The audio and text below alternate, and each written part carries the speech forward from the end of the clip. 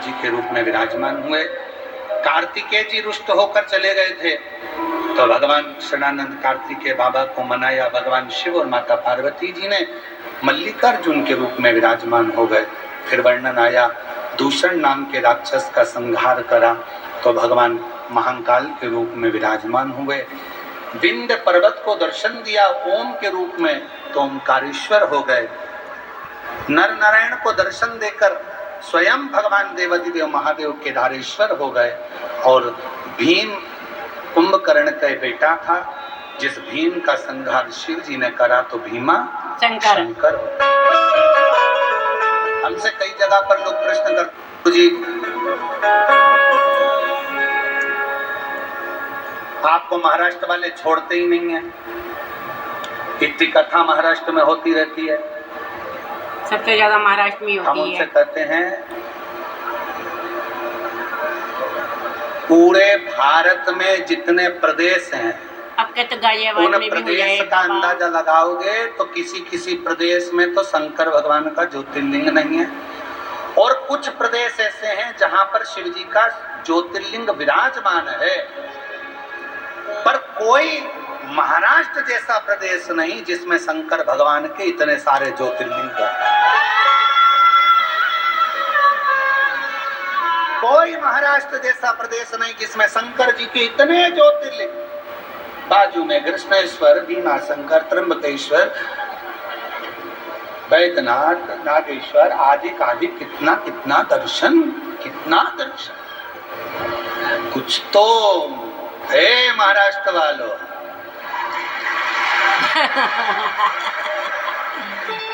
चुप चुप बैठे हो, जरूर कोई बात है। ये शिव से मुलाकात है, शिव जी से मुलाकात है। महाराष्ट्र वालों की रिश्तेदारी शंकर जी से के साथ है। ये रिश्तेदारी से कुछ तो है, कुछ तो है जरूर। महाराष्ट्र शिवाजी महाराज इसी पवित्र भूमि पर अपनी माँ के कहने पर हर हर महादेव गर्जना कर टूट पड़ते थे। ये वो वीरों की भारत की भूमि पर महाराष्ट्र भक्ति और शक्ति दोनों को बल प्रदान कर देती है। भारत रिश्तेदारी तुम्हारी अच्छी है, हमसे भी ज्यादा तुम्हारी है, तुम्हारी रिश्तेदारी ज्यादा है। हमारे मध्य प्रदेश में तो दो ही हैं, तुम्हारे यहाँ तो अब आदि कमरिया पे साड़ी महाराष्ट्र वालों की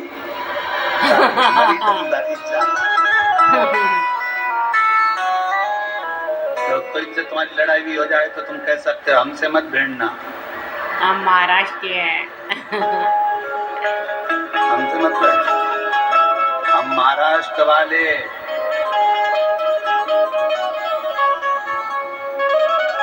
शंकर जी का पूरा परिवार यही है, पूरे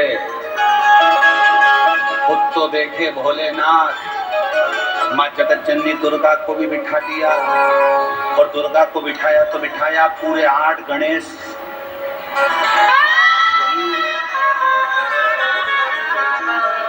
गणेश तो गणेश, भगवान विष्णु जी की पत्नी भी लक्ष्मी।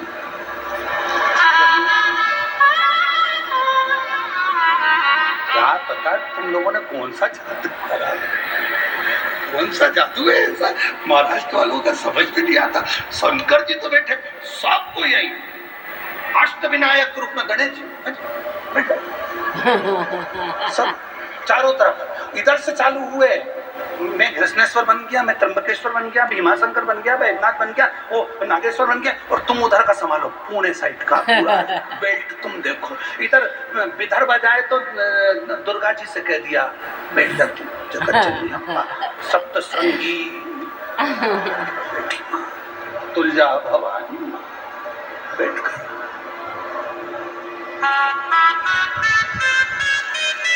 इसलिए निवेदन है महाराष्ट्र में आना तो थोड़ी अदब से आना।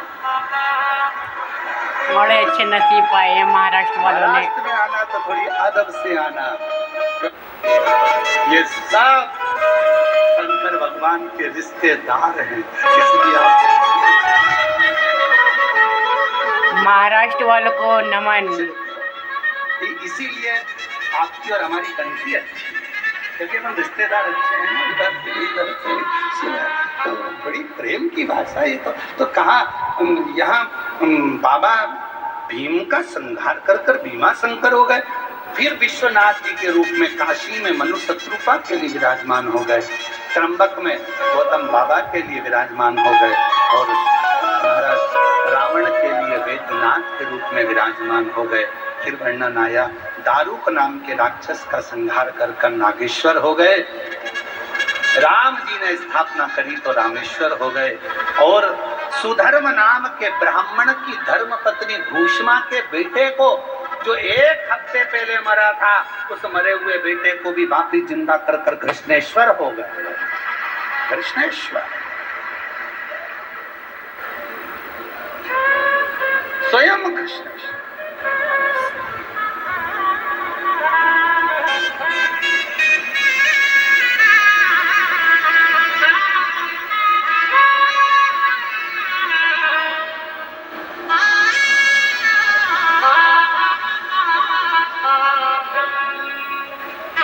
वो तो इतनी व्यवस्था नहीं हो पाती है, नहीं तो हमारा तो एक बार ऐसा मन था कि तुम्हारे महाराष्ट्र के जितने भी ज्योतिर्लिंग है ना, कृष्णेश्वर से चालू होकर इधर भीमा शंकर से बड़े तो नागेश्वर, नागेश्वर से बड़े तो वेदनाथ, वेदनाथ से बड़े तो त्र्यंबकेश्वर, सबको एक एक बार कथा सुनाकर भगवान शिव की अविरत भक्ति करा।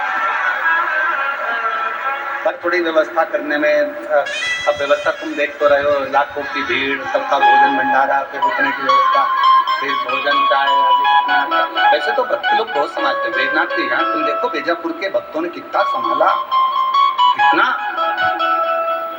सब आगे बढ़ बढ़ कर, पूरी समाज है, हर समाज का व्यक्ति आगे बढ़ बढ़ कर, तो सब ने धन्यवाद बीजापुर वासियों को मैं प्रणाम करता हूँ, नमन करता हूँ। बहुत बाबा के 12 ज्योतिर्लिंग का स्मरण किया, बिंदु प्रेत योनि से छूट गया। चंचुला देवी भगवान शिव की आराधना करती हैं और पति लोक में चली जाती हैं। शिव जी ने वचन दे दिया, तुमरुका जी, कली काल में, कलयुग में अगर कोई दिल से शिव महापुराण की कथा श्रवण करेगा, भगवान शंकर कहते हैं मैं उसके दरवाजे पर जाकर उसकी झोली भरूंगा। विश्व में मुझे अड़भंग शिव कहते हैं, बागंबर शिव कहते हैं, मुझे त्रिलोकी का नाथ विश्वेश्वर शिव कहते हैं। शिव कहते हैं जो दिल से पुकारेगा, शिव महापुराण की कथा को हृदय से सुनेगा, उसके दुख हरने के लिए मैं पहुंचूंगा। और ऐसी पवित्र कथा बीजापुर में भगवान शिव की ही कृपा से श्री जीवनलाल जी, श्री रविंद्र कुमार जी संचेती जी, श्री विशाल संचेती जी बीजापुर द्वारा चल रही थी, जिसमें आप सब ने बड़े हृदय से इस कथा का रसपान किया है, जीवन में उतारा है। भगवान देवाधिदेव महादेव से यही प्रार्थना करते हैं, बाबा आप सबकी झोली खुशियों से भरे, सबके दुखों को हरे, सबके हृदय में शिव भक्ति प्रदान करे। ये भाव रखते हुए कथा को विराम की ओर लेते हैं। कथा मंडप में विराजमान सभी शिव भक्तों के भंडार में शिव भरे, हृदय में शिव भक्ति दे। 5 तारीख से 9 तारीख तक सीहोर में गुरु पूर्णिमा महोत्सव होगा। 10 तारीख को गुरु दीक्षा महोत्सव सुबह से लेकर शाम तक चलेगा, बड़े प्रेम से, आनंद से। आप 5 दिवसीय शिव कथा को 1 बजे से 4 बजे तक टीवी पर भी सुन सकते हैं, तो कुबेरेश्वर धाम आ रहे हैं वहाँ पर भी श्रवण कर सकते हैं। 6 अगस्त को प्रदोष की दिन सुबह 9 बजे की कावड़ सीहोर सीरा नदी से चलकर कुबेरेश्वर धाम जाएगी, जिसमें आप सब बाबा से अपनी कामना कर कर कावड़ भरने के लिए जरूर आए। अपने साथ एक डंडा, बांबू, 2 लोटे और भावों से केसरिया वस्त्र पहनकर सब साथ में आए, भगवान शिव का भजन करें, स्मरण करें। 12 जुलाई से 18 जुलाई तक कोरबा छत्तीसगढ़ में शिव महापुराण की कथा 1 बजे से 4 बजे तक रहेगी। 30 जुलाई से 5 अगस्त तक बोलबम समिति द्वारा जयंती स्टेडियम भिलाई में शिव महापुराण की कथा 1 बजे से 4 बजे तक रहेगी। ऐसा ही कथा का क्रम चलता रहे और आप और हम भगवान शिव की विरल भक्ति प्राप्त करते रहें। सबको प्रणाम करते हुए इस व्यासपीठ के माध्यम से हमारी वाणी से किसी के हृदय को ठेस पहुंची हो तो क्षमा मांगते हुए सभी को हर हर